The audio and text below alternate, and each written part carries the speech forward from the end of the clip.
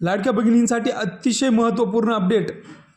लाडकी बहीण योजनेअंतर्गत जी KYC करण्याची 31 डिसेंबर ही अंतिम दिनांक आहे, तरी वेबसाईट ही बंद झालेली आहे.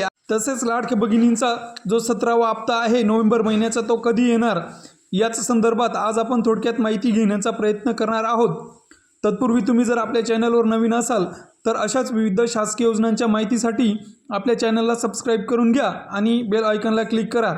तर लाडकी बहीण GOV या वेबसाईटवर जर तुम्ही क्लिक केलं तर अशा प्रकारचं डॅशबोर्ड हे तुम्हाला दिसायला लागेल आणि यानंतर या ठिकाणी तुम्हाला विविध जे टॅब आहेत ते दिसतील.